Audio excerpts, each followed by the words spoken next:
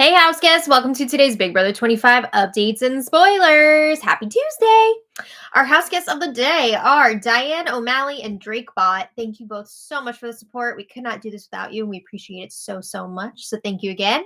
And if you guys want to be house guests of the day, check out our Patreon link in the info box below. It's only $1 for a holla. And before we get going, I also want to thank yesterday's super chatters because that's another fantastic way to support our work. So Wendy Will, Ms. Texas Diva, Jack D65, True Teddy, and Anita Starr. Thank you all so much for your super chats. Woo! All right. So when we left off yesterday, the house guests were in limbo as they wait to find out if Cameron or Jared will be returning to the game. As we've discussed for days now, Cameron won the preliminary competition, and he gets to decide if he or Jared will play in the competition live on Thursday night. So Cameron has said he will play in the competition, right? He wants to hold his destiny in his own hands. And if he wins, he goes back into the game. If he loses, Jared goes back into the game. So we've seen Cameron has been working it, trying to set himself up in the, in case he does go back in. He's trying to manifest it, and he has a new alliance with Matt and Jag called the Fugitives. So they all have their own individual names as well because it is extra. So Cameron is the gunslinger, Matt is the bounty hunter, and Jag is the outlaw. And their target next week is Felicia. Seems so random. I'm sorry. Just seems like such a random target. Cameron really wants Felicia out before jury starts. He's all like, she's going to be bitter. She's not going to vote fairly in the jury, blah, blah, blah. So once Felicia is gone, Cameron is saying he will target Corey. Still unclear if Jag and Matt are actually on board with that. We have a little more clarity, which we're going to talk about in today's spoiler, but as of yesterday, it was like, are they cool with this? Like, what's the deal? So Cameron really sees their three as the core, right? Cameron, Matt, and Jag. But they also have Blue on the outskirts, not fully a part of it. They have more numbers from Bowie, America, and Corey. But again, that's just for now because Cameron wants Corey out once Felicia's gone. Can you imagine they're setting up this whole alliance and everything, and then Cameron's the one to leave on Thursday? This week is pointless. I'm sorry. This week has been like, why are we doing this? All right. So what's Jared doing in all this? We've seen he's been having a million marathon conversations with people, rehashing the same shit over and over and over again. He's still lying to his mom, right? He's still trying to act like Blue has figured out their secret all on his own, all on her own. Saying, yeah, I think she might realize because of some story I told about like New Year's Eve or something. No, you told Blue that your mom is in the house with you weeks ago, right? Weeks ago. So Cirie is telling Jared, deny, deny, deny. Don't give Blue confirmation on that, right? We don't need her finding out for real. So, in other news, the house guests had an early birthday celebration for Corey, including day drinking. And this led to Corey getting a lap dance from Felicia and Corey making out with America in the shower. OMG. So all the house guests have been wondering, is there going to be anything else game related happening this week? Julie said that this week is going to be scary week, chock full of scariness, whatever. I mean, they're going to be so bored that it's scary. I don't know. It doesn't seem like there's going to be anything else twisty or game related happening. Yikes. So anyway, let's talk about some new stuff here. America and Corey are chatting on the hammock, and they're talking about how good they feel about Cirie again, right? They were really not feeling her for a bit, and now Cirie has been working her magic, and she's looking pretty good right now.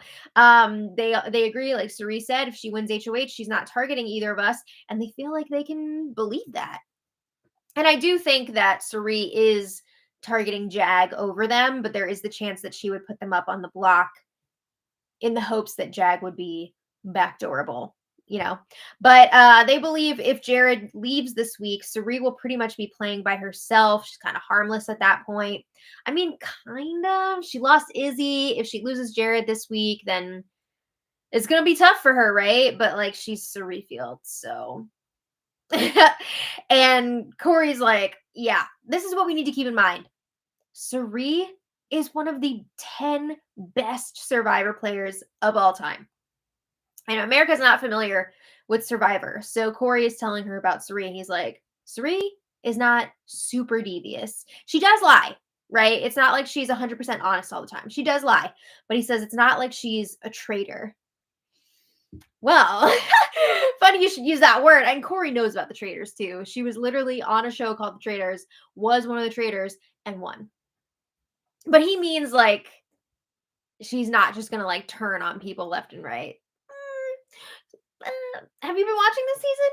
So then Corey tells America how Cerie was part of one of the most legendary moves on Survivor ever. She was one of the players who was instrumental in getting Eric to give his immunity idol to Natalie. And then she and her allies voted Eric out. That really was wild, and I still can't believe that happened. So Corey's like, the point is, Cerie's really good, right? We cannot underestimate her.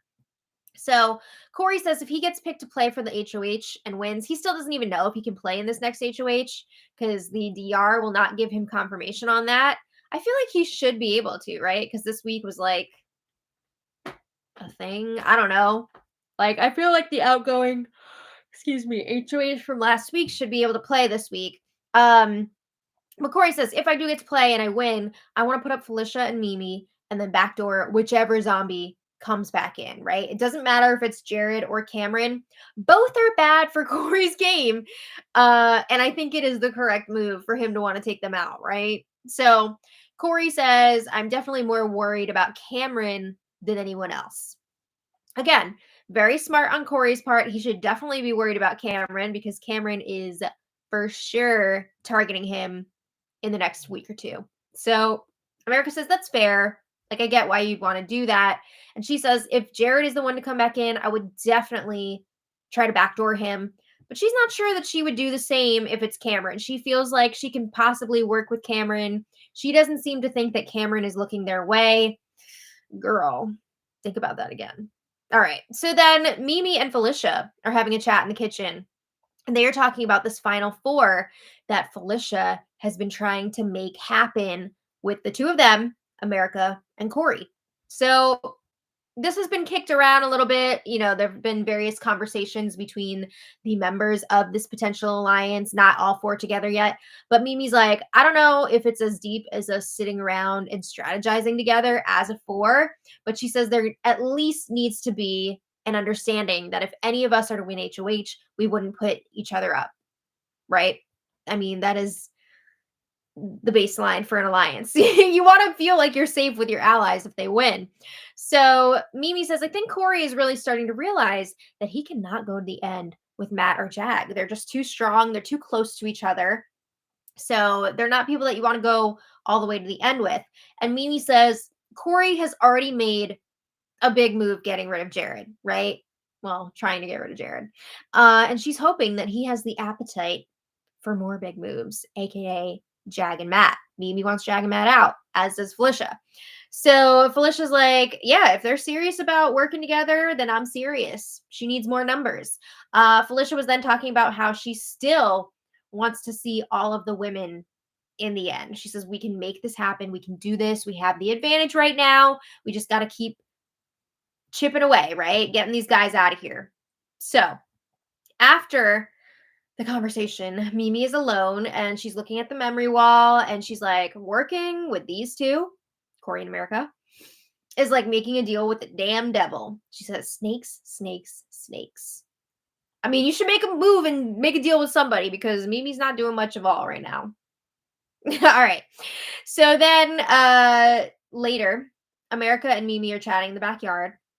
Mimi had said that she was going to talk to America because they hadn't really touched base yet on this 4-person alliance. So they just want to like be good with each other. So they discuss how Felicia has been trying to get that group together. And Mimi says, I'm 100% totally down and open to this alliance if everyone is serious about it. She says, pickings are getting slim.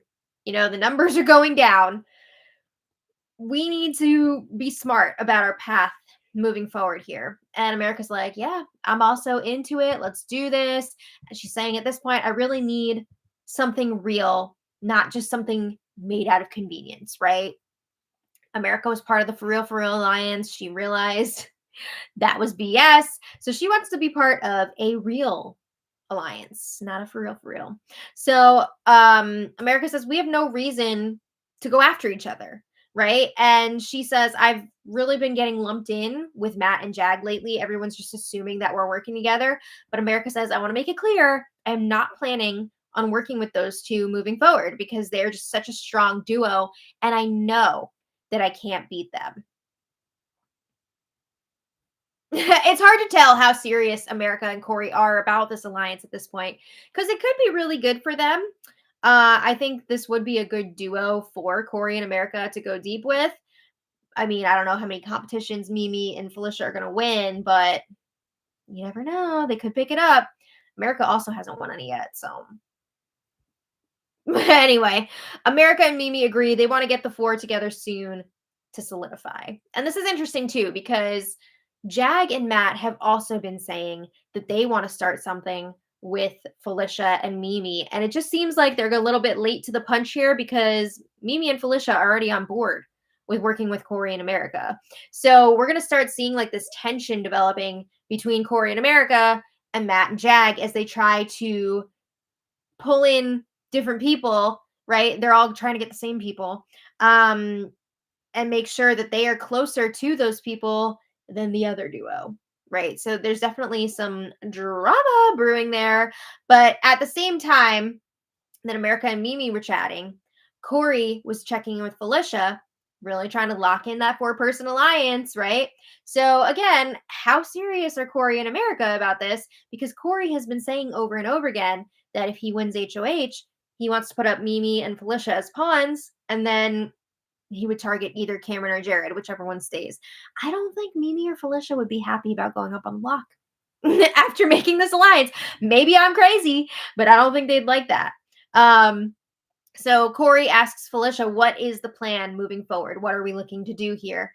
And Felicia says, it's really going to depend on who stays this week, right? Because that is going to shift the dynamic, whether it's Cameron or Jared in here.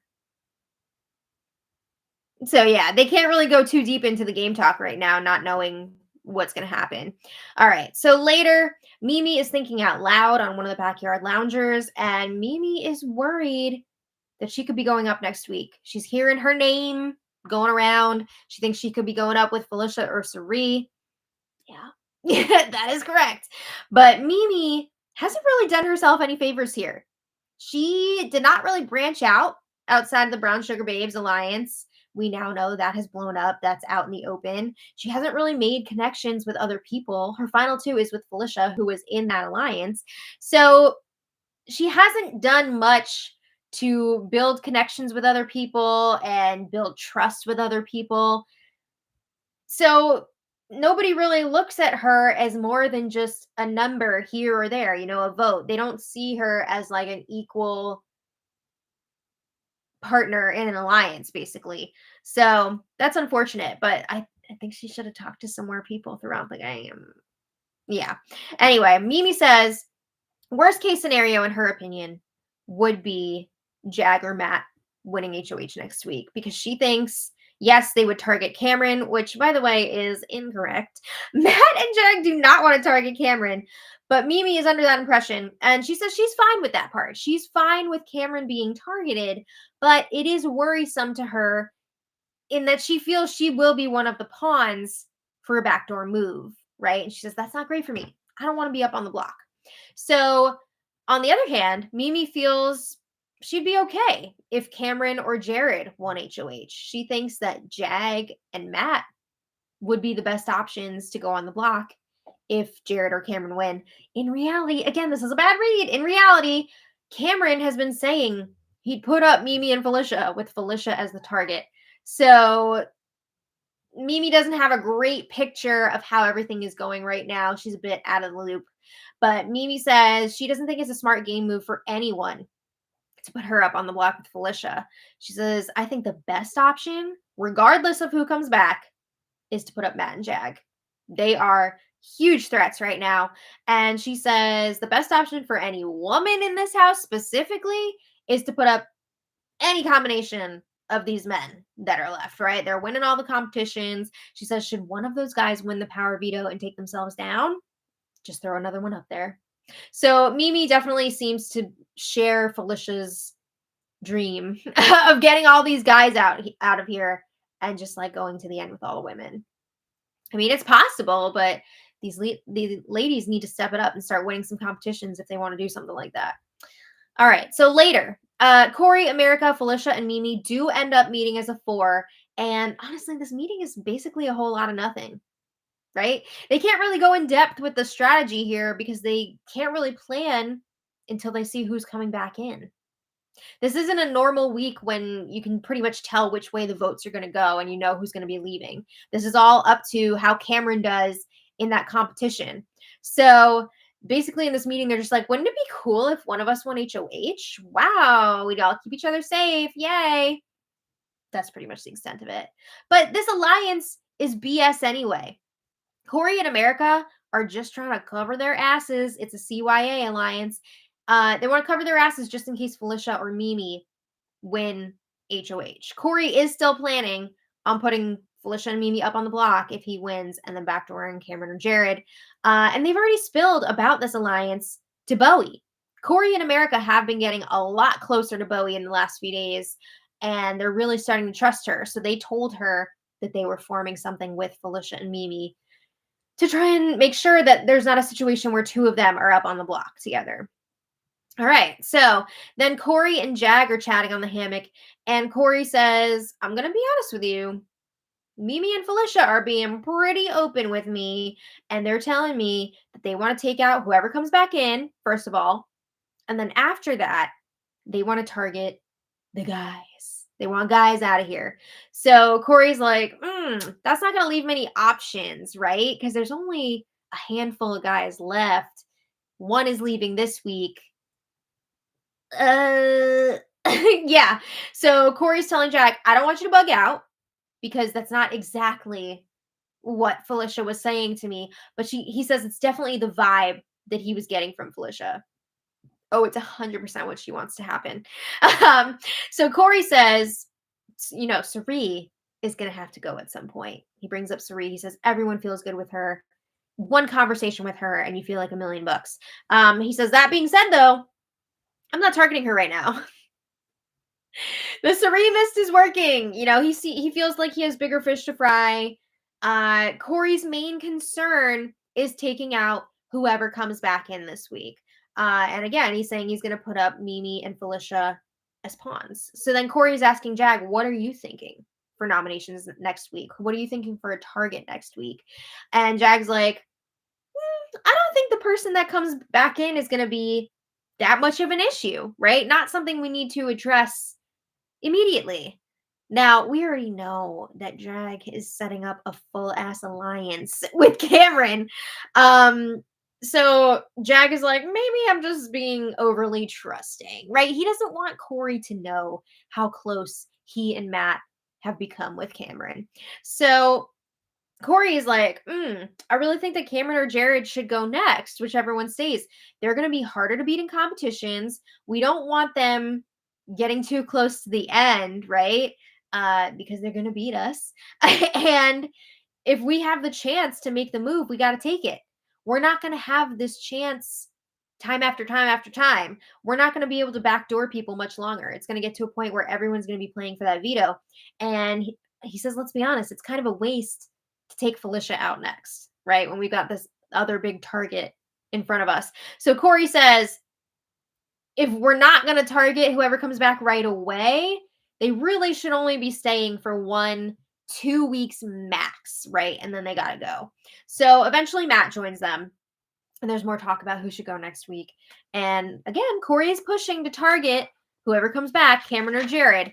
And Matt, like Jag, is saying, I don't know, I would like Cameron to stay for at least a week or two, maybe a lot longer, but a week or two. And Matt is saying, let's take out Felicia first. Come on. Corey's got to know something's up when they're like, yeah, we need to take out Felicia, not Cameron. That's a huge red flag. So, meanwhile, Cameron is talking to America in the backyard. And I have to say, Cameron has been acting gross and weird as hell with America again ever since he heard about her and Corey making out in the shower. Someone is clearly jealous. Earlier in the evening, he asked her, so, what made you fall in love with Corey? I need to hear the story. And he was basically asking, like, why Corey and not me? So America was like, I like that he's really smart. I like that he likes pop culture, blah, blah, blah. And Cameron was like, oh. So yeah, he's definitely stewing about America and Corey being together. But Cameron says, I really need to stop talking to you because I tell you things and then they go around the house and they come back to me. So he asks America, have you been telling people that I would put Mimi and Felicia up if I win HOH? Because it came back to me that you told someone I said that. Apparently, Blue ratted on America that America told her that. So, of course, it was Blue. So, America's like, no, I never told people that you said that. Like, of course, that's what I would do as well, but like, I never said that you would do that. And Cameron's like, well, I've only told you that. So clearly you're the one who spilled, which is definitely not true because Cameron has told mad people that he would put up Mimi and Felicia and target Felicia. So Cameron tells America, like, I'm really appreciative that you're saying you're going to bat for me with people. That's awesome. You're in my corner. But I would really appreciate it if you don't tell people what we talk about or you don't talk about me ever. Okay. At one point, Cameron also asks if Corey is targeting him because he's heard this from Matt and Jag, right? So he's like, does Corey think that I should leave? And America says, no, he likes you. And she says he thinks that it should be Felicia and Mimi up on the block, just like you said, right? But he would put up Sari as the replacement nominee if necessary. Yes, Corey is planning on putting up Felicia and Mimi, but we know that he wants to backdoor either Cameron or Jared. So America says Corey feels really good with you, but he might just feel a little bit uneasy because you guys haven't been talking as much game lately. So maybe that's what it is. That's what you're feeling or hearing. So later, Corey and America chat in the scrambled bedroom, and Corey says, I think that we should stop telling Jag and Matt about our four with Mimi and Felicia. Just treat it like a normal alliance. Huh? They had such an advantage, with their new alliance with Felicia and Mimi, but then they like told Matt and Jag about it because they didn't want them to be weirded out. But like, why? I guess they genuinely do want to work with Matt and Jag at least for like the next few weeks. And they want Matt and Jag to feel like they're 100% solid with them, but now they're also realizing we could actually like get something going with Mimi and Felicia, so we should stop talking about it with them. Okay. So America lets Corey know, hey, I was just talking to Cameron before and he was asking me if you're targeting him. So America's like, why is Cameron so worried about you right now? And America is concerned that Matt and Jag are spilling information to Cameron. They are. And Corey's like, no. I don't think Matt and Jag would do that. They wouldn't do that to us. Like, there's no way. Oh, they would. So he's not believing this, right? He wants to believe that Matt and Jag are totally loyal to them. Corey also brings up he's pretty sure that Cameron is going to target him, right? If he stays and wins HOH. And he's asking America, you see now why I need him out, right? Like, he's definitely targeting me. And America's like, no, I don't think Cameron's targeting you. And she genuinely believes that. She's like, he really wants Felicia out. Okay, but even if that is the case, who do you think he's going to go after once Felicia's gone? It's Corey. So these two just believe each other. Stop it. Corey says it just feels like one of those awkward times where our games are not totally lining up, right? What's best for you, Cameron's saying, is not what's best for me. Yeah, it's not good. I mean, it's not good for America if Cameron stays. She feels like she has this super close connection with him, but as long as she's working with Corey, Cameron is not going to want to work with her. So he's definitely going to pick Matt and Jag over her, but she doesn't realize that. They don't see at this point how closely Matt and Jag are working with Cameron. So then we have a late night game chat here with Matt, Jag, and Blue. And I feel like Blue and Matt have gotten to the point where they're those friends who the only thing that they're able to bond over is talking crap about other people. And their target consistently in this crap talk is Corey and America, talking about their relationship, talking about how they're not going to last outside of this house. That's all they ever talk about when I see these two together. So eventually, this turns to game, and Jag joins them at one point. And Blue is pushing that Corey used them to take out Jared. She's like, he couldn't have done it by himself, blah, blah, blah. It's not like he did nothing here and he made other people do all the work. He did win HOH himself and put Jared up on the block. So I don't know what she's talking about. But Matt says he would like to keep Cameron around to take out Corey. Uh-oh. And then we can take out Cameron. And then Matt is saying he wants to go to the Final Four with Jag, Blue, and Cirie. I'm not really feeling this Final Four. But that is Matt's ideal situation. He's pissed. Also, something happened earlier when Corey was chatting with Felicia. Matt says he looked over at them and Corey covered his mouth so that Matt couldn't see what he was saying. Ugh, and that really pissed off Matt. And he's worried that Corey and America are getting something going with Mimi and Felicia. I mean, they pretty much told you about it. So, where's the confusion here? I don't get that. But Matt is also worried that Corey and America are snatching up Bowie. So they're realizing that Corey and America are doing a really good job of scooping up these other people, right? And that's what Matt and Jag want to be doing. But they're not as good at it because they're spending all their time sucking up to Cameron and getting that going with him.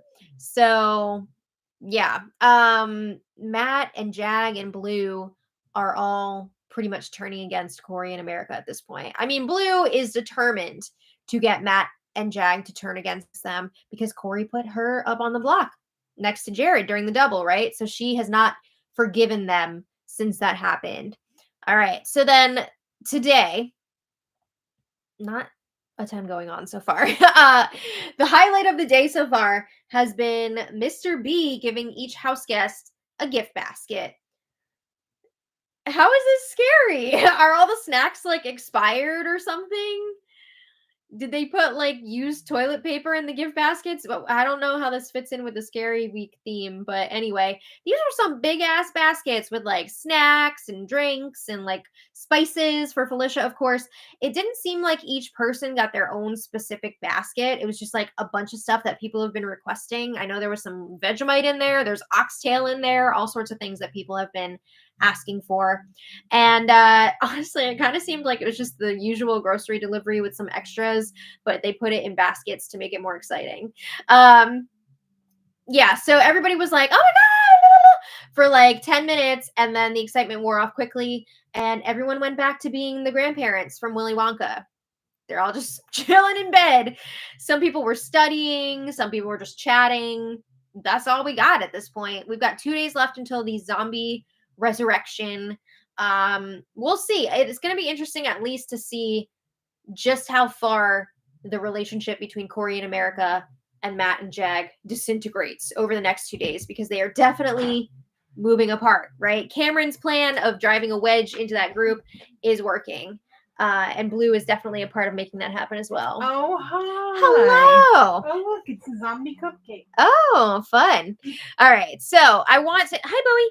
I want to thank our super chatters today because you guys are awesome. So Mary Ellen L., thank you so much as always. We really appreciate it. David Cushmore, thank you so much. David has a question. Oh, multiple questions. Let's see what we got. Who do you want to see back in Big Brother, Cameron or Jared on Thursday? Definitely Cameron, but I'm also not a fan of him.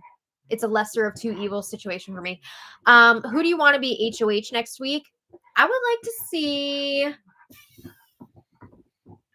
Choose wisely. I was gonna say America, but then I was like, no, because if Cameron comes back, I want to make sure that Cameron is out of here, right? And I don't know that she would do that. So I'm gonna have to say, for the sole purpose of Cameron leaving next, I want to see Corey win HOH. Not Jag? No, Jag wants to work with Cameron. Oh. I want Cameron out of here, so I'm gonna say Corey. Who do you might do something stupid? No, I think Corey's gonna target Cameron. Stupid. Bowie Jane! Let's hear Bowie Jane HOH. Who do you think can go in the deep run for Big Brother? That's a good question. I mean, I think Matt has a good chance to go deep. Honestly, Sari has gotten herself back into a pretty good position right now. She knows what she's doing, so she could do it. She could be around. Yeah. Who else? Would Mimi slide under the radar? I don't know. Honestly, Bowie Jane could make it really deep into the game because nobody's talking about targeting her. Nobody wants to waste a week targeting her. Imagine she won HOH by default this week. Hey, I mean, it's happened to Jared. What the hell would she do? I don't know, because I guess she would see what the house wants, because she never wants to make her own decision. She always has to see what the temperature of the house is. Upsetting people. I guess. I don't know, but let's see it. Let's see it, baby. Jefferson Tucker, thank you so much. By the way, thank you, David. Jefferson Tucker, thank you so much. Jefferson says, you and oh, hi. Be on the lookout for a gift basket from Dallas. Oh my God, you're so sweet. You do not have to do that. But thank you so much. Yeah. We appreciate that. And we look forward to it. Amazing. Our gift basket from Mr. T. Yeah. Thank you, Mr. T. Thank you, Mr. T. Yeah. Dane Thomas, thank you so much for the super chat. We appreciate that. Oh, my husband's here. I'm going to. Okay. Thanks so much. He said junior year is coming back. Wait, are you trolling me for it right now, or is that for real? If you guys don't watch and you're D&D fans, Dimension 20 has great D&D podcasts, and there's also a video component. And my husband has been waiting for forever for them to return to this one world that they played in. Oh, it's for real. I'm so happy for you. He has been waiting for this, and it's actually happening. So that's very exciting. Oh my God, I'm so happy for you. So thank you all so much for watching. We will be back tomorrow for more of the Lost Week. Yeah, the Lost Week, the Lost Zombie Week. So do you feel like drunken Liz Taylor? A little bit.